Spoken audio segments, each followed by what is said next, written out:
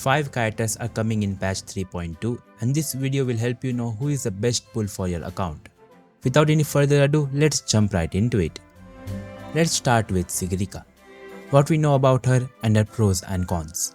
I'm 99% sure that Sigrika will use the Sound of True Name echo set. This set tells us that she will be a DPS character that mainly deals echo skill damage and of course arrow damage cause she's arrow. And I believe she won't have any split scaling like Galbrena cause Galbrena's echo set buffs both her damage, while Sigrika's echo set only buffs her echo damage. So the best sub DPS for her is, you guessed it, it's Qiuyuan. Qiuyuan is the only character that buffs echo skill damage and gives more buffs like crit damage buff, buffs from weapons and echo sets. Since Sigrika is very less likely to have a split scaling, this means that we have very limited options for a team and there are not many other alternatives. Lynae will most likely be the next best option due to a generic 15% all damage amplification and 24% all damage bonus along with the tune break boosts. Chakona will be a great option as well as a 3rd slot member or even as a sub DPS if you don't have Qiuyuan. Arrow Rover is a good option for 3rd slot when paired with Chakona. For F2Ps, there are not really great sub DPS options. The only two that seem viable are Alto and Arrow Rover due to their arrow damage buff. And since she is an echo skill character, I don't think the standard banner weapons will be that good on her. Maybe it will be as good as Galbrena's signature over static mist, around 20% difference, but it will be decent.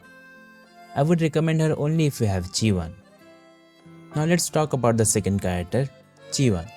Qiuyuan is the only character in this game that buffs echo skill damage, making him very unique, and he can be used with any character that deals echo skill damage.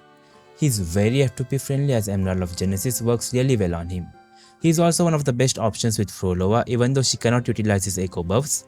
His multiple echo skill cards make him one of the best supports for her.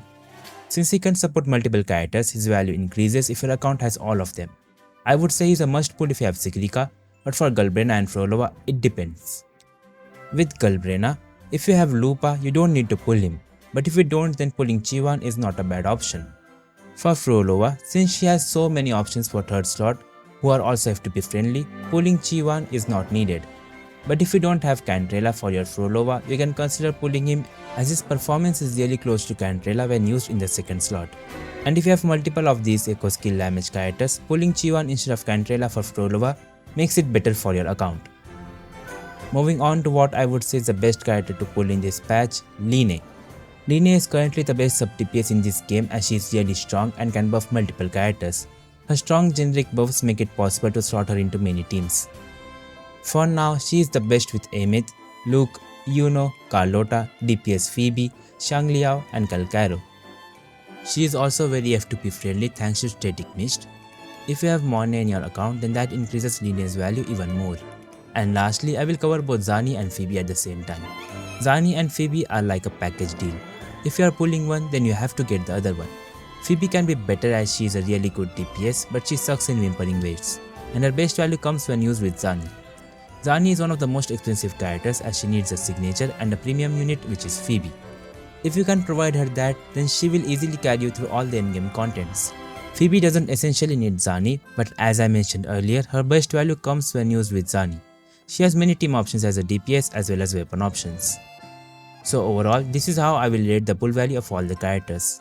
For Sigrika, 9 on 10 if you have Qiuyuan, 10 on 10 if you have Qiuyuan and pulling a signature, 7 on 10 if you have Lynae, 5 on 10 with only Chakona, 4 on 10 if Chakona doesn't have a signature, and 2 on 10 if none. For Qiuyuan, 10 on 10 if you have Sigrika, Frolova and Galbrena. For Qiuyuan with Galbrena, 6 on 10 if you have Lupa. With Frolova, 10 on 10 if you don't have Cantrella and have other echo skill characters.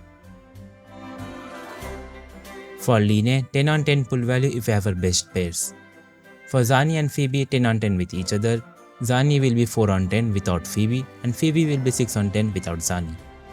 And lastly, another option remains to skip all of them and save for Hiyuki, who was teased in the livestream.